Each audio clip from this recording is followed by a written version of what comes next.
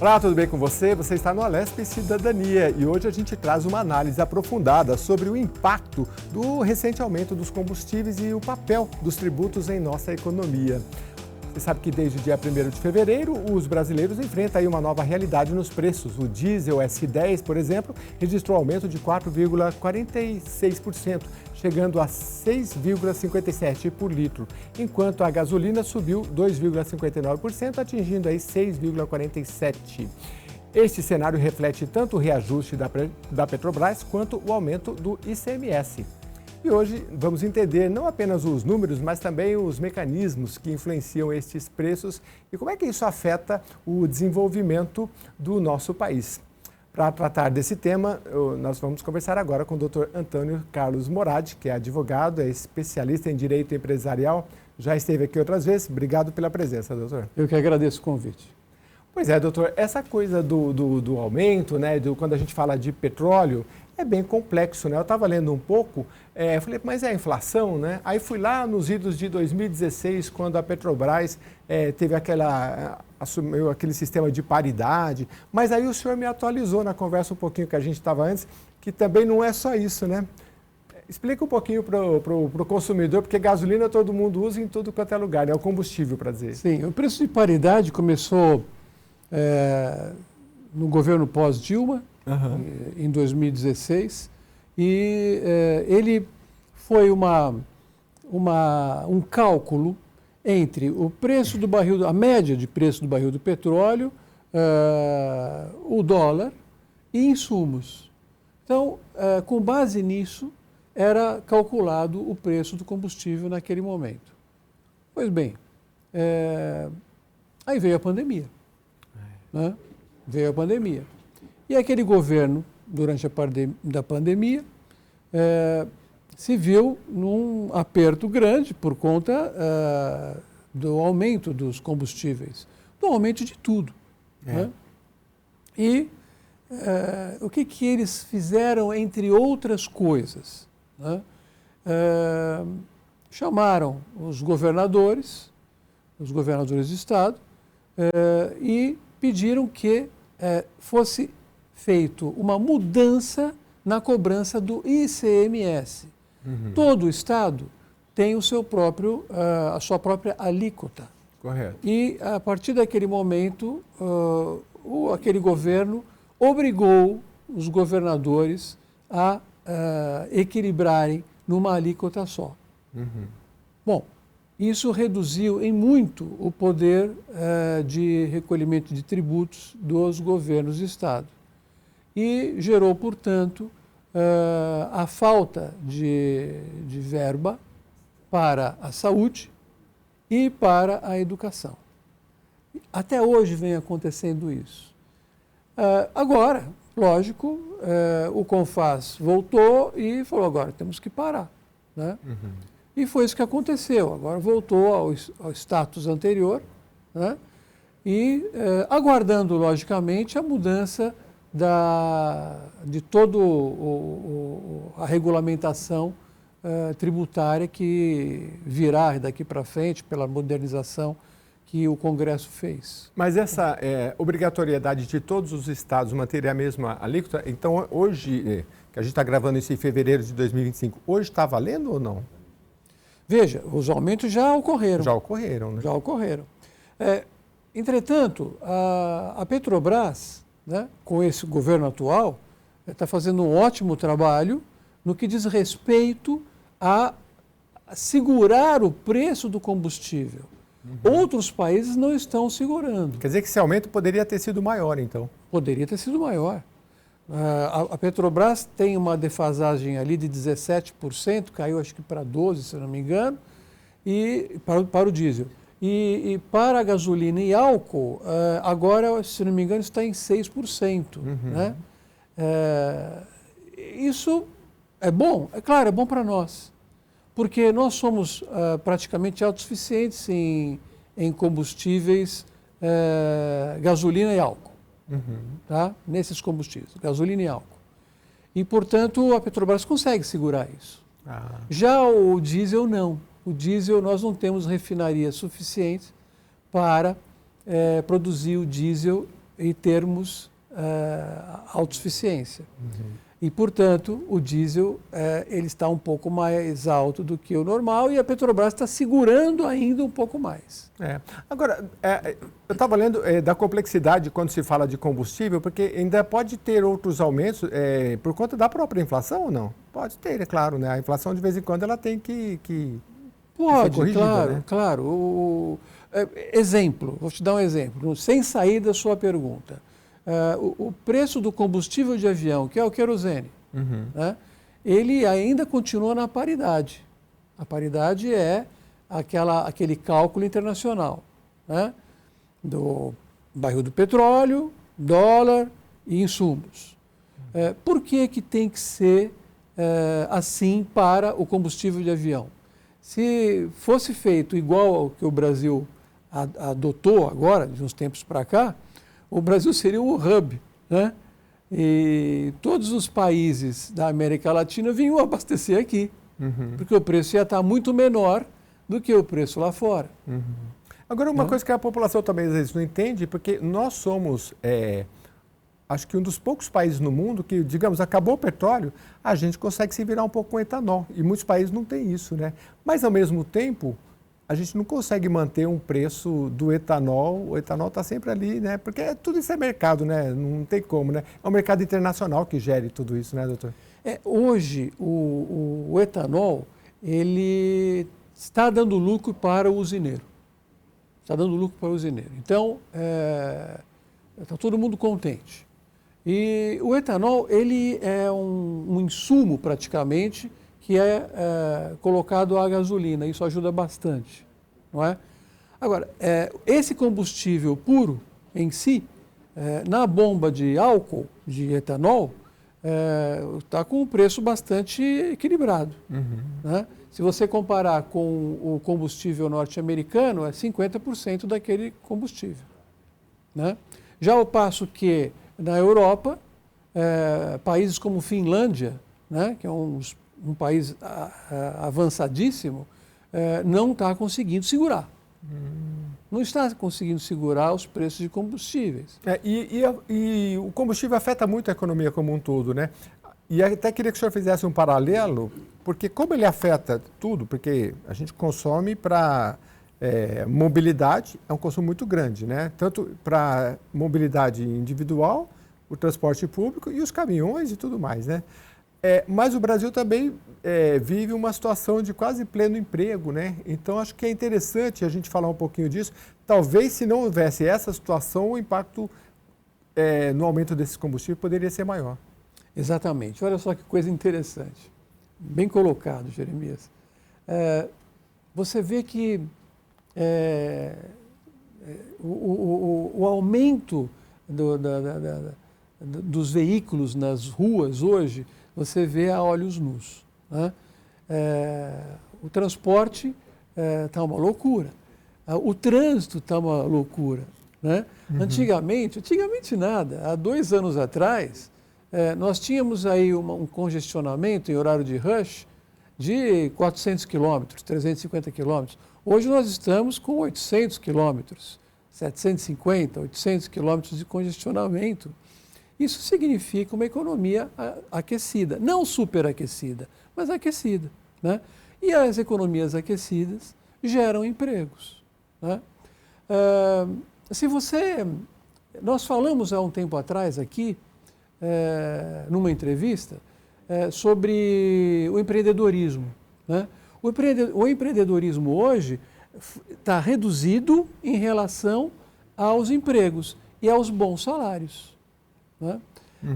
Isso é afetado, né, por conta exatamente da política que é feita atualmente. Então, essa questão do quase pleno emprego, né, é uma coisa complexa e tem que ser bastante discutida. Bastante discutida.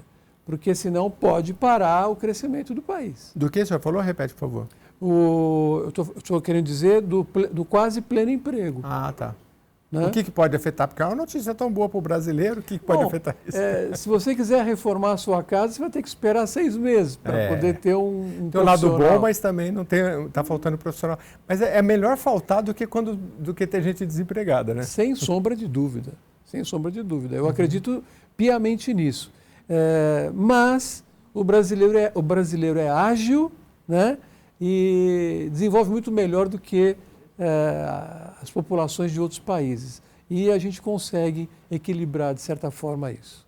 O que mais que a gente pode falar sobre o combustível, doutor? Assim, do impacto, a gente tem grandes empresas, pequenas empresas, enfim, o consumidor final. Aí a gente podia até falar um pouco do tributo, que essa é uma coisa difícil, né, no Brasil, é que a gente é muito tributado nos produtos, né? E menos na renda, né? A gente teve a reforma tributária aí, não sei, se podia até nos atualizar se foi mexido um pouco nisso, né? Foi mexido bastante nisso, mas a reforma tributária ela virá a conta-gotas, tá? Ela não pode ingressar no nosso país de uma vez só, porque senão vai ser um pandemônio. Então, isso vai ser feito de forma parcelada. Então, certamente o Ministério da Fazenda, o nosso ministro lá, o Haddad, está fazendo um trabalho em relação a isso, para que nós não tenhamos um impacto agressivo em relação à questão tributária.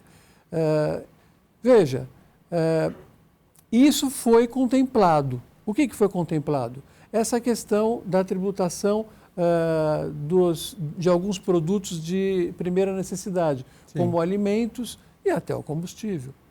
O gás hoje está mais barato do que há 4 anos atrás. Eu me lembro na pandemia que foi uma correria para coisa de gás, né? A gente tinha um grupo de WhatsApp, né? E eu vi os vizinhos passando com 2, 3, né? Eu falei, gente, acabou o gás aqui, todo mundo ficou bem quietinho. Então. Que é a situação quando pega primeiro... E tá certo, né? A pessoa tem que defender a sua família, as suas coisas, né? Mas que bom que a gente não está passando mais por essas questões de... Porque quando falta alguma coisa no mercado, aí é a inflação, né? Aí a coisa sobe. E eu acho, sim, que a questão do pleno emprego tem muito a ver com isso também, né, doutor? Começa a faltar mão de obra e as pessoas tendo mais trabalho, podendo consumir mais, também tem que segurar a inflação, né? Exatamente. Mas eu acredito que a coisa está quase que bem equilibrada. Né? Eu vejo um caminho muito bom para nós todos. As coisas estão bem para o Brasil. Você deve ter visto uma informação, uma notícia, de que o mundo vê o Brasil da seguinte forma: 20% ou 22% da população mundial vê o Brasil como uma grande potência. Sim. Né? E o Brasil é uma grande potência na área alimentar. E esse ano, 2025, nós vamos ter uma safra a maior em quase 9%, se não me engano. Ou um pouco mais, um pouco menos. Né? Isso vai ser muito bom. Por que vai ser muito bom?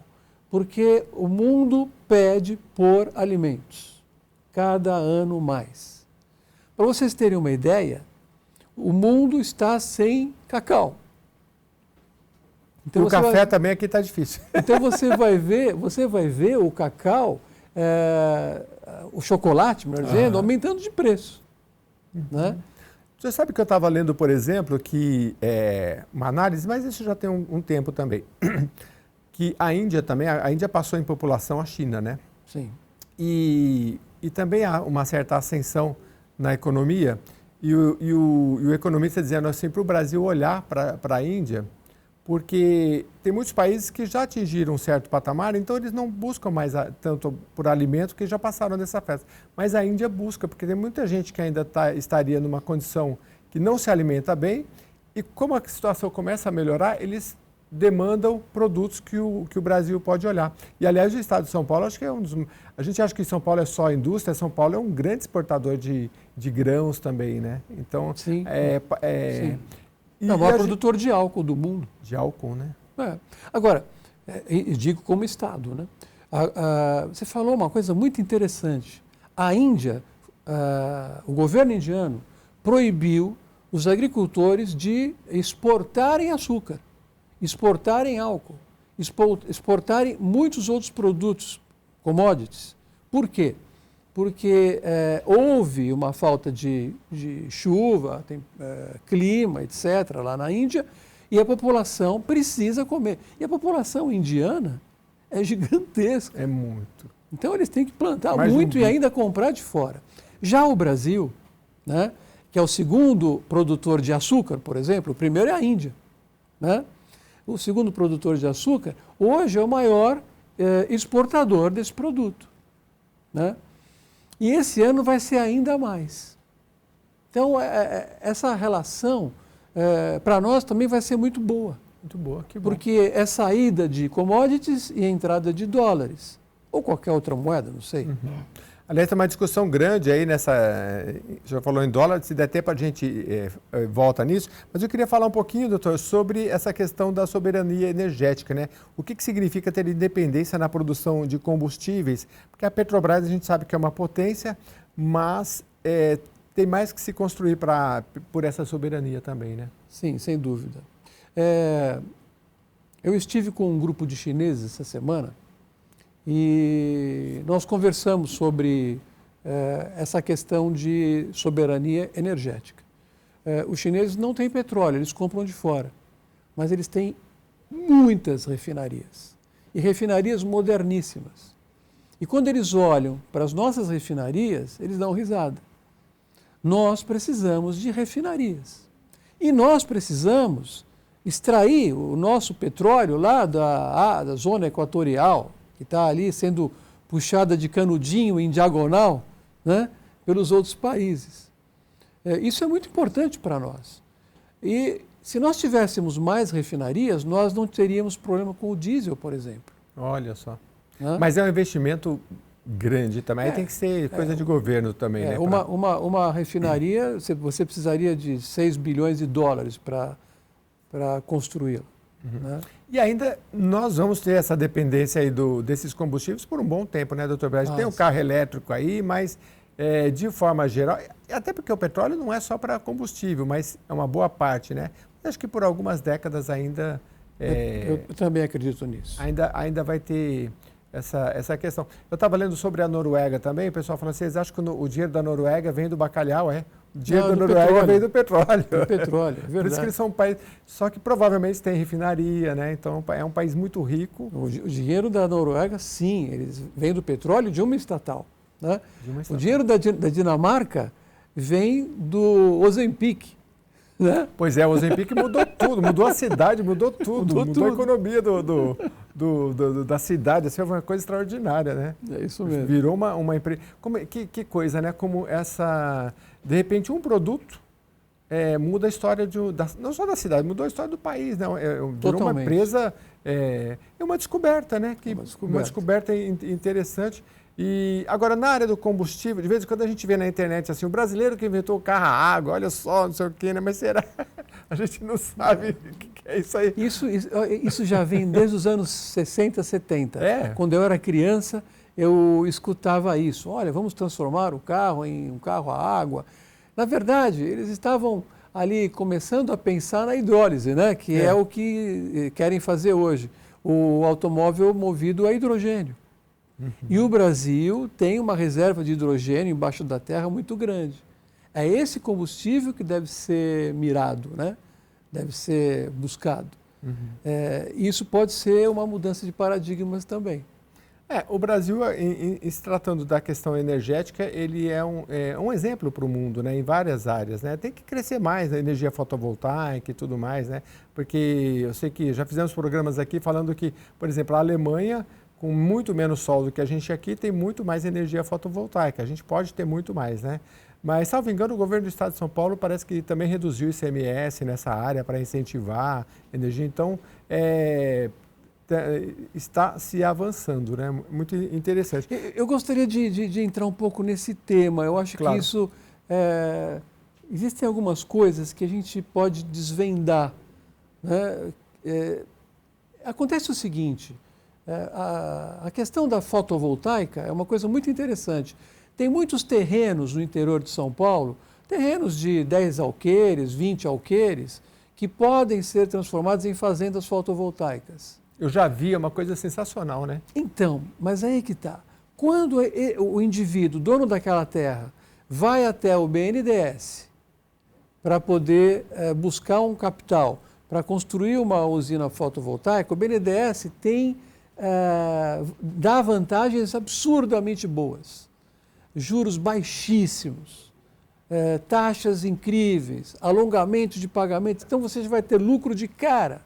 Só que existe um problema muito sério, que os governos devem olhar para isso.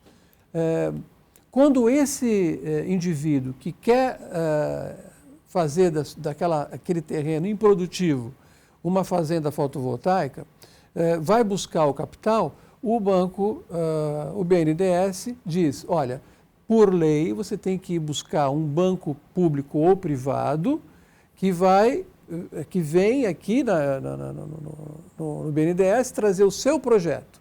E ele que vai te repassar o valor. Tem um intermediário. Ele então é o responsável por você pagar ou não pagar. Então, se você não pagar, ele nos paga. Mas aí não sobe o juro? Se o banco entra no meio? Sobe os juros. Aí sobe complica. os juros. Entendi. Entende? E a dificuldade, a burocracia é brutal, né? É uma coisa realmente para se olhar, né? Porque não é só questão ambientalmente boa, né? Mas também como geração de renda e aproveitamento, né? Excelente. De tantos locais que podem fazer isso. Doutor, ainda falando sobre essa questão do combustível, né? Algumas coisas que o leigo acaba não entendendo. O senhor falou que o aumento, esse recente que nós tivemos agora em fevereiro de 2025, ele poderia até ter sido maior, mas a Petrobras segurou. Mas ainda assim, nosso combustível é mais caro do que muitos países, né? Aí essa conta é... Sim. Exatamente por causa desses dois fatores, né? Por falta de refino, mais refino, e por falta de extração. Né? Então, o Brasil precisa extrair mais petróleo. Tanto é que o pré-sal ele já está num nível baixo. Né? Daqui a pouco acaba. Né? E quando eles leiloaram alguns postos de petróleo no mar, algumas empresas estrangeiras ganharam essas concorrências e estão mandando embora o petróleo. Então nós temos que ter a nossa extração e temos que ter o nosso refino. Tendo isso, nós vamos ter o nosso combustível fora daquele sistema perverso, né? Que é o sistema de paridade. E aí nós vamos ter um combustível mais barato. Assim faz os americanos. Os americanos compram petróleo barato, têm petróleo também, né? Porque é um país muito pujante, mas eles têm muitas refinarias.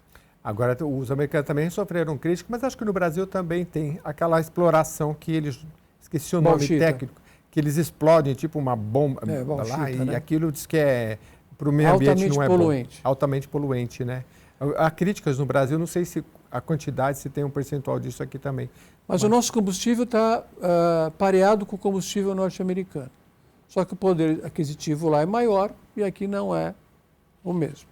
Então, logicamente, nós vamos sentir muito mais o preço do combustível aqui. Doutor, vamos falar um pouquinho dentro do tema que a gente tem, aproveitar a sua presença aqui, especialista em direito empresarial e também em direito tributário, né? Doutor Antônio Carlos Moradi.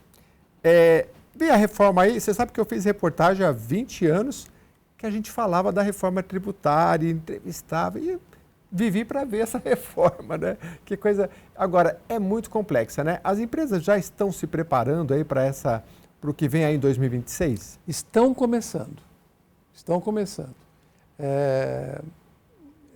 Não só as empresas, como economistas, contadores, advogados. É toda uma cesta de envolvidos que tem que se preparar para isso. O senhor acha que vai... Porque assim, já foi falado amplamente que reduzir muito imposto não vai não, mas vai reduzir a burocracia? Muito. E isso acaba impactando na economia diretamente, porque a burocracia, principalmente do ICMS, acho que tudo, né? É muito complexa, né? O contador que diga que tem uma tabela lá, dia 3 pagar não sei o que, dia 5 pagar não sei o que, dia 7. É muito tributo, né? E é complexo. Sim, no meu escritório, que pelo menos 70% é tributário, está todo mundo estudando, né? E, inclusive, nós chamamos economistas para dar um feedback, inclusive, maior, para que nós possamos entender a questão, né? E levá-la para o âmbito jurídico, porque certamente existirão conflitos. Sim. Né? Mas o que de forma geral, para o empresário, o que muda na prática? O que o senhor diz para o... o senhor trabalha com grandes empresários, mas também para o médio e pequeno empresário, se ele também precisa se preparar? Sim, precisa se preparar. Claro que sim, todos precisam. Veja, hoje em dia, o empresariado brasileiro, eu vou generalizar, tá? Isso não é muito bom, mas eu vou generalizar. Eles pecam muito em relação à questão tributária. Muito, muito. Cometem grandes erros, inclusive, com as suas contabilidades. Com isso, a Receita Federal e as fazendas de estados, né, fazem um trabalho de aperto, né, no que concerne a situações erráticas na contabilidade da empresa. Isso não é muito bom. Portanto, esse é o momento dessas pessoas conseguirem conhecer, entender melhor e muito bem essa nova legislação para que não cometam mais os erros que estavam cometendo e estão cometendo ainda. Haja vista o tanto de transações tributárias, né, de refises do passado, de parcelamentos extraordinários que os governos estaduais, municipais e federais lançam ao mercado para que os empresários possam incluir aqueles débitos que eles não pagaram e tentar equilibrar a sua empresa. Não equilibra. Eu conheço um empresário que fala assim, devo 2 milhões, vou fazer o quê? Se eu pagar, eu mando todo mundo embora. Então, vou negociando, vou parcelando e vou embora. E é difícil, mas não é bom, né? É bom você estar com as suas contas todas em dia, até porque tem muita coisa que acaba te limitando. Mas, Jeremias, desculpa, claro. Essa questão é interessante. O empresário, ele faz um parcelamento, né, de um débito atrasado, um débito tributário atrasado, e ele vai pagar parceladamente junto com o seu tributo vencendo. Então, o que ele pagava em 10, agora ele vai pagar em 20. Correto. Então, se ele não conseguia pagar em 10, talvez por algum erro de cunho empresarial, talvez por algum erro qualquer, não sei, não vou discutir isso, né? Se ele não consegue pagar em 10, ele não vai pagar em 20. Então, eu acho que o estudo, o conhecimento científico é a melhor das oportunidades que nós vamos ter agora para poder entender melhor e fazer direito. Uhum. Guerra fiscal vai ser reduzida? Como é que o senhor vê nessa reforma? Sim, sim. Vai ser reduzida. É bom que o Estado tenha uma certa autonomia para atrair uma empresa, mas não quando há uma guerra fiscal que vou zerar aqui e aí fica aquela coisa. Aí, às vezes, o poder público perde e aí perde o cidadão também, né? Então... Sim. Se você quiser fazer com que uma região prospere, eu acho que não é por aí. Uhum. Não é por aí. Eu não vejo como um bom caminho. Agora, doutor, uma coisa que eu sempre discuto aqui é que a gente tem no Brasil, aliás, o Brasil tem muitos municípios, a gente sabe que foi criado até demais, e aí tem até uma discussão no Congresso para reduzir o número de municípios, porque você vai ter um município que tem lá, às vezes o município é minúsculo, tem que ter uma Câmara de Vereador e tudo mais. Mas nós temos o aspecto de que, por exemplo, se eu pega Paulínia, que a gente está falando de combustível, né, tem uma arrecadação enorme. Aí você pega Montemor, que é do lado ali, pequenininho, tem dificuldade, né? Isso a reforma chegou a mexer ou não para fazer uma distribuição mais equânime? Veja, eu conheço bem aquela região que eu tenho clientes ali. Montemor, ela vive também para Paulínia. Ah, é? Também. Então, mas é o irmãozinho pobre, tá? Não é não? Não, mas não, tem empresas pujantes. Ah, tá. Né? Então, com todo respeito a todo mundo de Montemor. Sim, A Paulínia não. Paulínia é uma cidade que parece que você está em uma região da Europa. Porque tem a refinaria, né? Onde tem a melhor refinaria do Brasil, né? Então, aí os tributos vêm, né? E sem aí dúvida.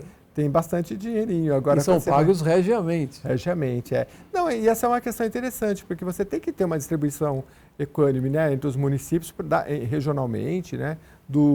Enfim, mas isso é uma questão de reforma tributária, de mexer, né? Mesmo. É o que está acontecendo. É o que realmente está acontecendo. Eu acho que veio para ficar e para melhorar. Uhum. Doutor, estamos chegando ao final. Eu queria sempre agradecer aqui a presença do doutor Antônio Carlos Moradi, que é advogado, sempre vem aqui nos ajudar, mas eu sempre aproveito para falar de outros temas, né? A gente falou aqui bastante do combustível, esclareceu bastante porque é muito complexo, né? Depende do mercado internacional, depende do dólar, depende de outros governos que passaram, quem está no governo tem que também assegurar. O senhor explicou a questão nacional e a questão dos estados também é muito interessante, né? Mas se quiser finalizar, fica à vontade. Olha, eu sinceramente acredito que as coisas realmente vão melhorar com relação à nova tributação, etc. E em relação a essa questão que nós comentamos aqui, a questão principal que foi a questão do combustível, eu não acredito que isso vai impactar tanto. Eu penso que ainda terão outros aumentos e o Brasil continuará assim, levando em frente e cada vez melhor. Uhum. O tempo está chegando ao final, mas deixa eu entrar num assunto rapidinho, doutor. E essas tarifas todas aí americanas? Você acha que o Brasil parece que adotou uma questão do aço, a tarifa em cima do aço do governo americano. Por enquanto está adotando uma diplomacia, né? E acho que a gente vai conseguir uma boa negociação nesse sentido.